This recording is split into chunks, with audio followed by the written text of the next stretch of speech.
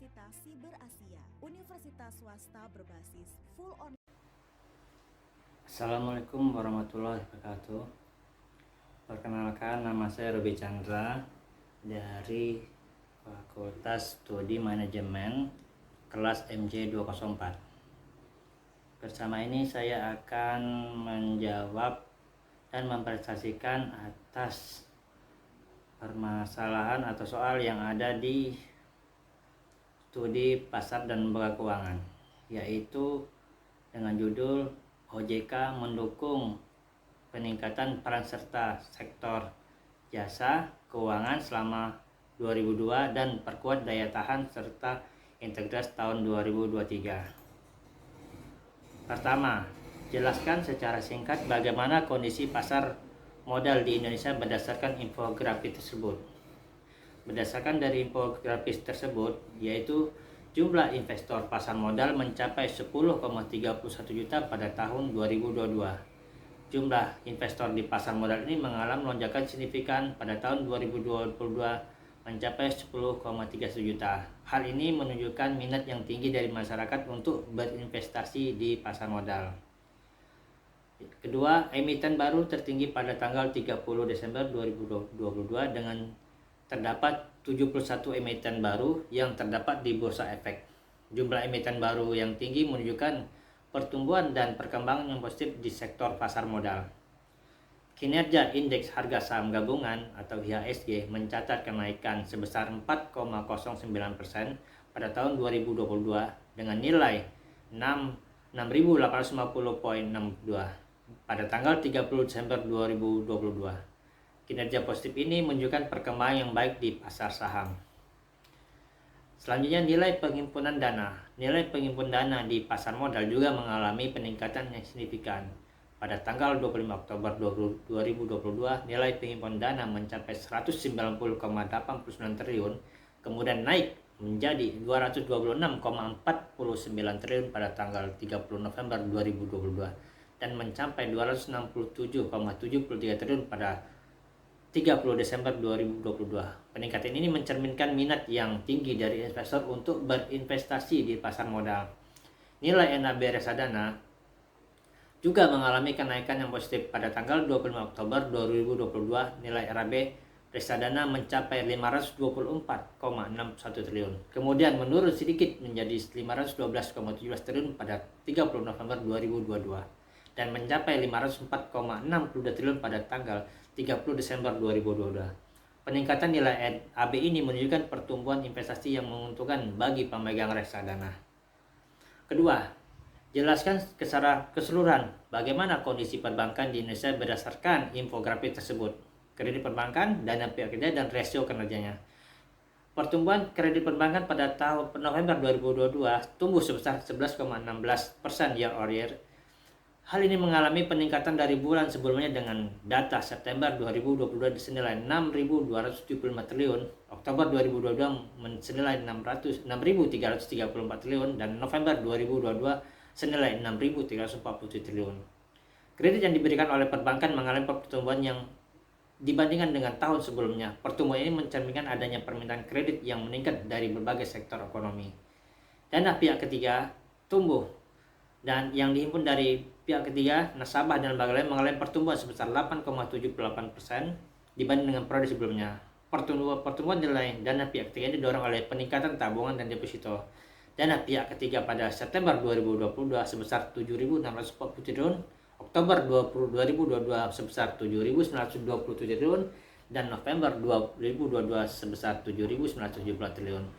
Pertumbuhan ini menunjukkan tingginya kepercayaan masyarakat dan lembaga perbankan terhadap sebagai tempat untuk menempatkan dananya.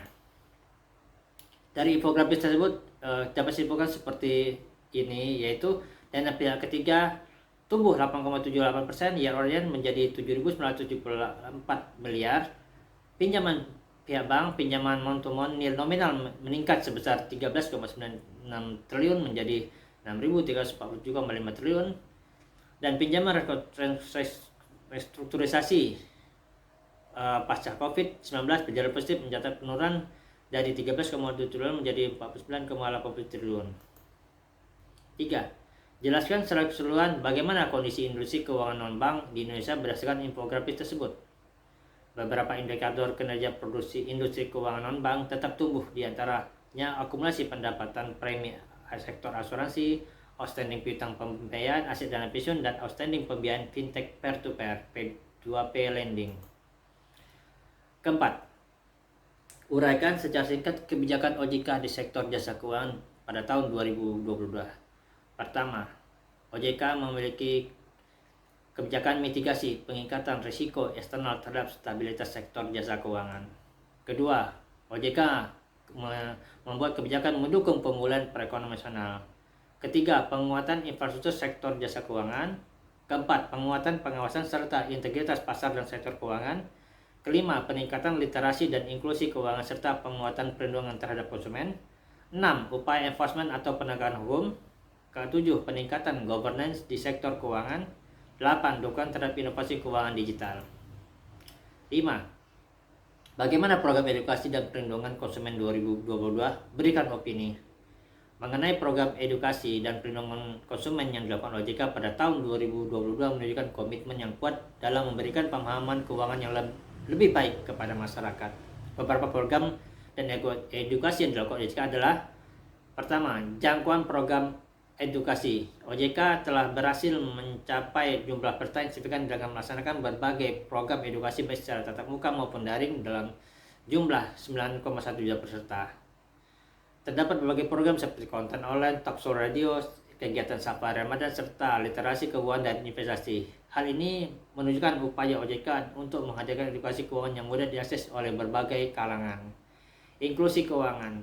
OJK juga mencatat pencapaian baik dalam hal inklusi keuangan dengan pembukaan 7 juta rekening atau akun pada bulan inklusi keuangan. Selain itu, program Kejar Pelajar Prestasi Generasi Muda KRES atau disingkat Kreasi Muda juga berhasil membuka 738.853 rekening untuk generasi muda. Ini menunjukkan upaya OJK untuk meningkatkan akses mereka terhadap produk dan layanan keuangan.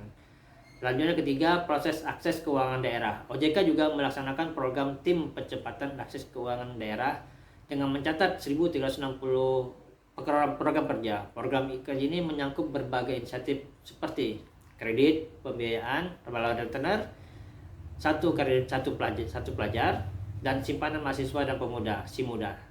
Melalui program ini, OJK juga berupaya untuk meningkatkan akses keuangan di daerah dan melindungi masyarakat dari praktik renter yang tidak sehat.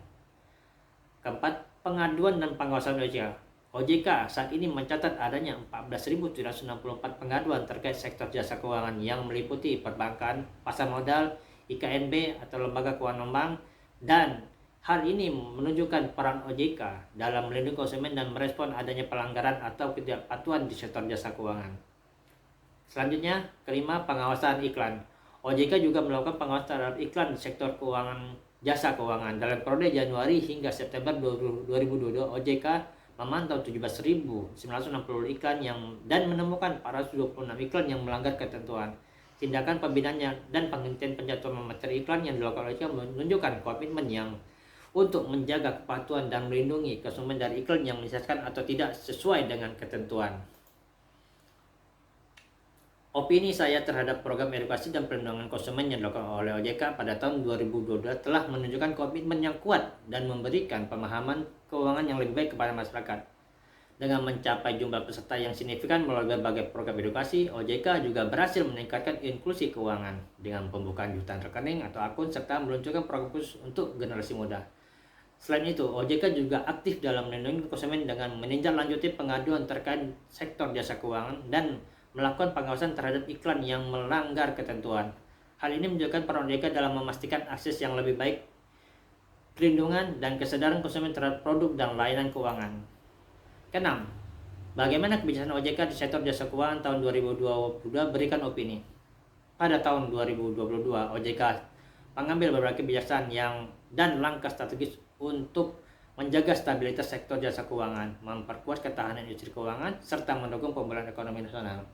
Kebijakan tersebut mencakup mitigasi risiko eksternal, dukungan pemulihan ekonomi, penguatan infrastruktur sektor jasa keuangan, penguatan pengawasan dan integritas pasar dan sektor keuangan, peningkatan literasi, inklusi keuangan, dan perlindungan konsumen. upaya penegakan hukum, peningkatan governance dan di sektor keuangan, dan dukungan terhadap inovasi keuangan digital. OJK juga menegaskan komitmennya untuk terus memantau perkembangan ekonomi, sektor keuangan, implementasi undang-undang terkait serta pemilihan umum, dan akan merespon isu-isu strategis dan kebijakan yang tepat. Dari kebijakan OJK tersebut, menurut opini saya, ini menunjukkan bahwa OJK memiliki peran yang penting dalam menjaga stabilitas dan kepercayaan dalam sektor jasa keuangan. OJK telah mengambil berbagai langkah proaktif dan mengantisipasi risiko eksternal, memberikan dukungan pemulihan ekonomi, meningkatkan infrastruktur keuangan digital, memperkuat pengawasan dan integritas, serta meningkatkan literasi dan perlindungan konsumen. Dalam upaya meningkatkan tata kelola dan integritas, OJK juga melakukan penegakan hukum terhadap praktik ilegal dan melindungi kepentingan investor. Selain itu, dukungan OJK terhadap inovasi keuangan digital juga penting untuk memajukan sektor keuangan di era yang semakin digital ini. Pendekatan yang holistik dan responsif dari OJK menunjukkan komitmen yang kuat dalam menciptakan lingkungan keuangan yang aman, inklusif, dan berkelanjutan bagi masyarakat dan perekonomian nasional.